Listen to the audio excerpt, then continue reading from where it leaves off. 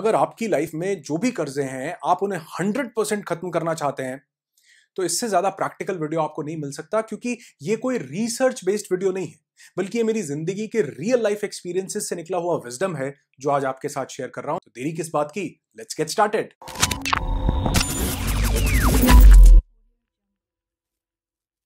देखो, सबसे पहले समझते हैं कि कर्जे दो तरह के होते हैं, good debt and bad debt. देखो, मेरी थोड़ी सी ना स्पीड भी तेज रहेगी क्योंकि मैं कम टाइम में ज्यादा वैल्यू आपको डिलीवर करना चाहता हूं।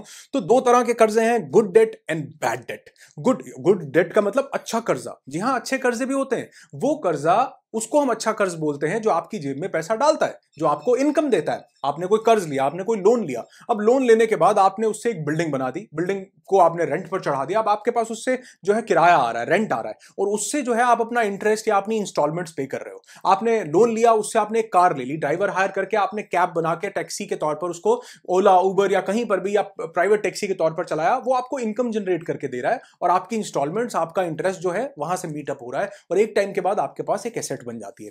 तो कहने का मतलब है कि आज हम गुड डेट के बारे में बात नहीं करेंगे, क्योंकि गुड डेट कोई परेशानी नहीं देता। गुड वो तभी है जब वो आपका जो इंटरेस्ट है या जो आपकी इंस्टॉलमेंट्स है उसको मीट अप कर रहा है और आपकी जेब में भी कुछ पैसा डाल रहा है। हम बात करेंगे बैड डेट की। हम आज इस पे बात नहीं करेंगे कि क्यों लिया कर्ज, कैसे गलत था, सही था, नहीं, हम ये करेंगे कि कैसे आप कर्ज से मुक्ति पा सकते हैं, छुटकारा पा सकते हैं। तो जो सबसे पहला पॉइंट है वो नहीं बताऊंगा, वो लास्ट में बताऊंगा, क्योंकि उसके साथ आप बिल्कुल लास्ट में कनेक्ट करेंगे, एक प्रोसेस बनता जाएगा। मैं शुरू करूंगा दूसरे पॉइंट से, और दूसरा पॉइंट है फाइंड सपोर्ट।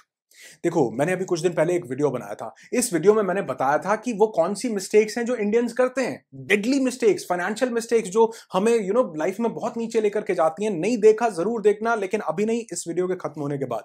तो इन डेडली मिस्टेक्स में से जो सबसे बड़ी मिस्टेक थी, वो मिस्टेक ये थी कि हम अपने कर्जों के बारे में, अपनी प्रॉब्लम्स के बारे में, फाइनेंशियल जो क्रंच चल रहा है उसके बारे में अपनी फैमिली को, अपने नियर एंड डियर्स को नहीं बताते। ये बताएंगे तो कहीं हमारी इज्जत कम हो जाएगी, ये बताएंगे तो लोग क्या सोचेंगे, बताओ इसके ऊपर इतना कर्जा है, लोग गलत तरीके से देखेंगे, पेरेंट्स भी बोलेंगे, फैमिली वाले बोलेंगे, जो नियर एंड डियर्स हैं वो बोलेंगे बताओ इसके ऊपर कर्जा। तो बुरा लगता है कि हम नहीं बताएंगे, लेकिन ये बहुत बड़ी गलती है। मेरी बात बड़ी ध्यान से सुन लो मेरे दोस्त, ये बहुत बड़ी गलती है। आप जब सपोर्ट लेते हैं ना फैमिली मेंबर से, बड़े क्लोज फ्रेंड से, बड़े लाइफ पार्टनर से, या कोई ऐसा दोस्त जो आपको सपोर्ट दे सके, तो तीन बेहतरीन काम होते हैं। सबसे पहला मेंटल सपोर्ट, दूसरी हो सकता है आपको फाइनेंशियल सपोर्ट भी मिल जाए।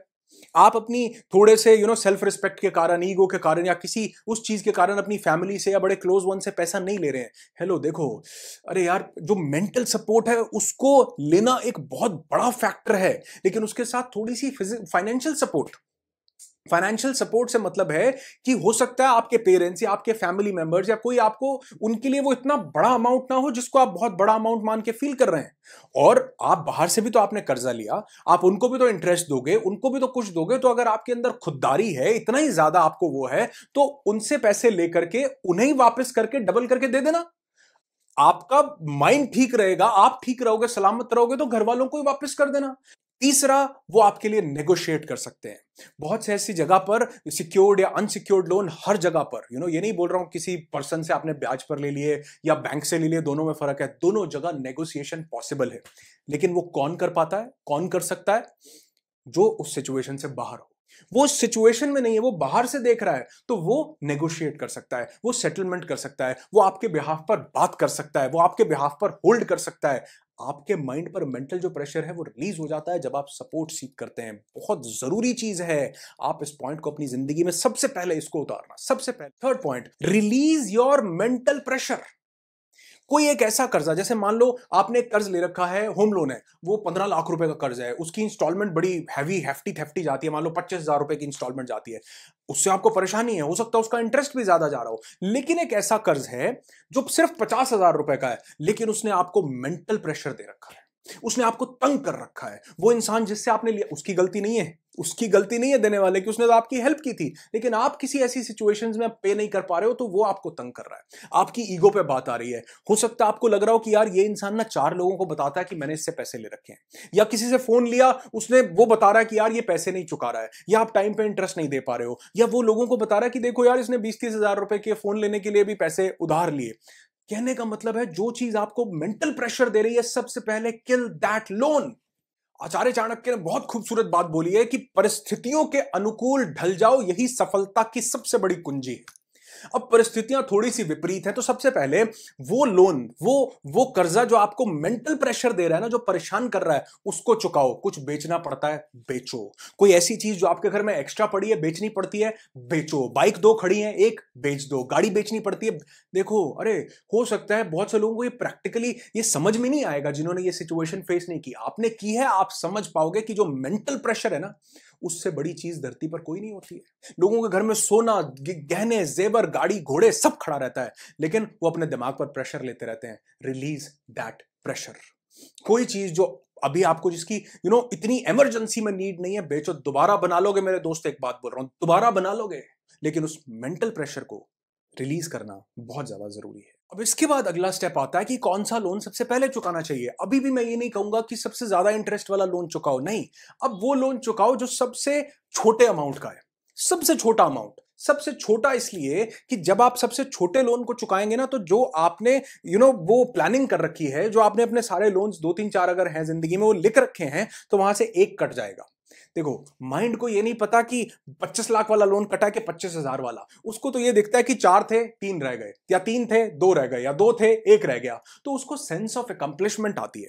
थोड़ी मेंटल ये स्ट्रैटेजी है। लेकिन आप सबसे छोटा लोन चुकाओ। इसको चुकाने में आपको बहुत ज्यादा दिक्कत भी नहीं होगी, परेशानी भी नहीं होगी। थोड़ा सा कंट्रोल करके, कोई एक आधी चीज को मैनेज करके, अपने फाइनेंशियल सपोर्ट अपने फैमिली मेंबर से लेके वो लोन चुकाओ, वो कर्ज चुकाओ जो सबसे छोटे अमाउंट का हो।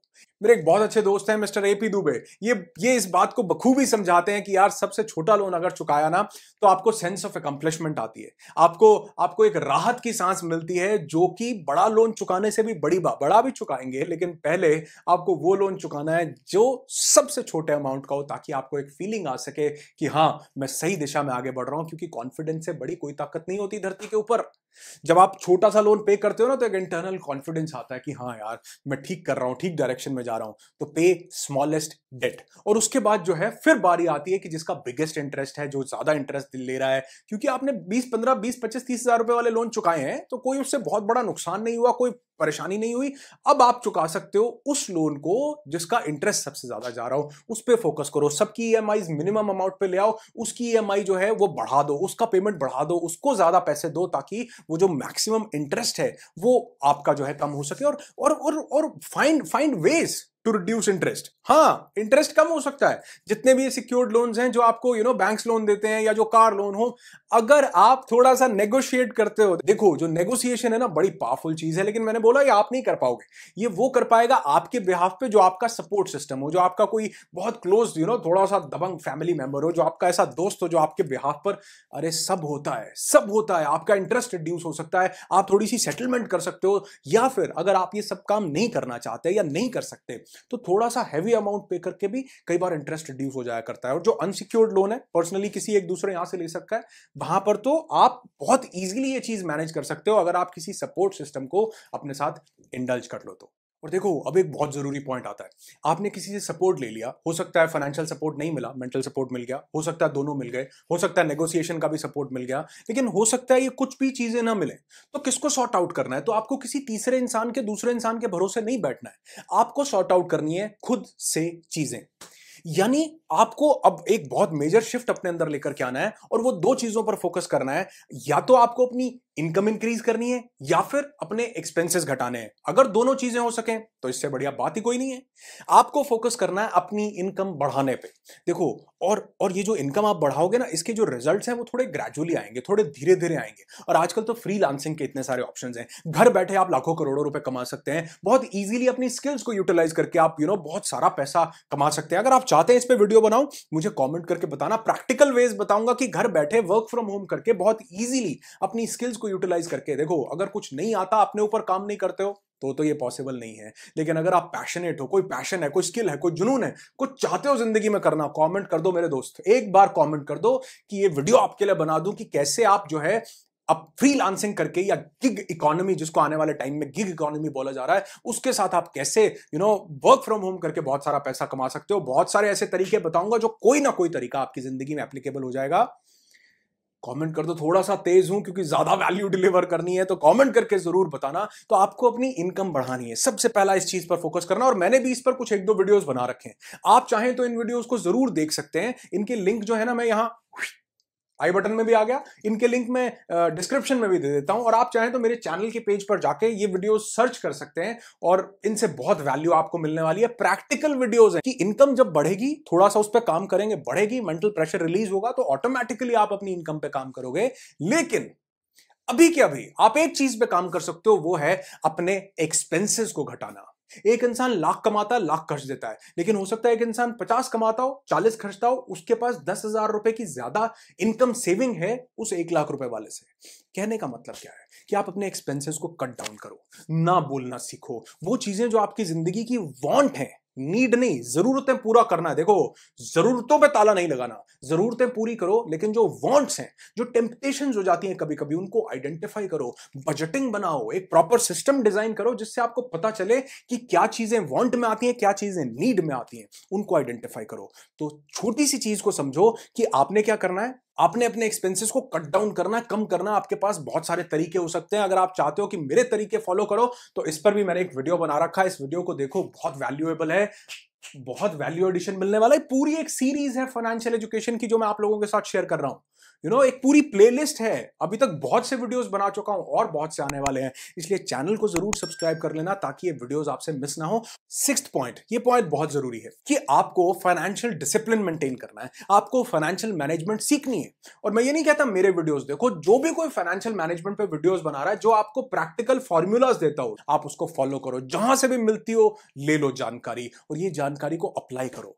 मैंने बहुत सारे वीडियोस बनाए, मैंने ये वीडियो बनाया कि कैसे क्रेडिट कार्ड जो है एक अच्छा सिस्टम भी हो सकता है और एक बुरा सिस्टम भी हो सकता है। मैंने ये वीडियो बनाया कि कैसे पैसे के विज्ञान को आप समझ करके ज्यादा पैसा कमा सकते हो। मैंने एक और ये वीडियो बनाया कि कैसे आप फाइनेंशियल फ्रीडम तक पहुंच सकते हो। मैंने एक ये भी वीडियो बनाया कि कैसे जो है आप अपनी इनकम को 4 प्रैक्टिकल वेज से जो है डबल कर सकते हो, पैसे को बढ़ा सकते हो, इनकम को आगे लेकर के जा सकते हो, और ऐसे बहुत सारे वीडियोस बनाए हैं। तो इन वीडियोस को देखो, मेरे ही नहीं, जो भी फाइनेंशियल एजुकेशन जहां पर भी दे रहा है वो उसको लो, क्योंकि फाइनेंशियल मैनेजमेंट को अगर आप फॉलो करोगे तो ही आप अपनी जिंदगी में इन सब कर्जों से, इन सब चीजों से बाहर निकल सकते हो। और हाँ, ये आखिरी पॉइंट नहीं है, ये सबसे पहला पॉइंट है जो मैं बिल्कुल आखिर में बता रहा हूं। आपको अब क्या करना है, ये सारा सिस्टम शुरू करने से पहले आपको एक डायरी लेनी है, एक नोटपैड लेना है, या एक पेन पेंसिल लेना है। उस पर आपको नोट डाउन करना है कि आपके कर्जे हैं कितने, कितने डेट के अंदर आप हो। कर्ज एक बहुत बुरी बीमारी है, यकीन मानना, जितना जल्दी इससे छुटकारा पालोगे जिंदगी उतनी जल्दी अच्छी हो पाएगी, लेकिन करना आपको पड़ेगा। कोई बाहर से नहीं आएगा आपको ये करवाने के लिए, आपको इन चीजों पे फोकस करना पड़ेगा, और जो पॉइंट्स मैंने आपको बताए, इन पॉइंट्स को आपको फॉलो करना पड़ेगा ताकि ये आपकी लाइफ में कुछ प्रैक्टिकल वैल्यू ऐड कर सकें। देखो, वीडियो अच्छा लगता हो और लोगों के साथ शेयर करना, वीडियो चाहे लाइक करना चाहे ना करना, लेकिन इन पॉइंट्स को अपनी जिंदगी में जरूर उतारना। और आज मेरे साथ हैं परीक्षित, जो ये पॉजिटिव वाइब्स आपको आज मेरे साथ विश करेंगे कि आपकी जिंदगी खुशियों से भरी हो। I wish you lots and lots of peace, tons of happiness and bundles of success in your life. Be happy, be alive.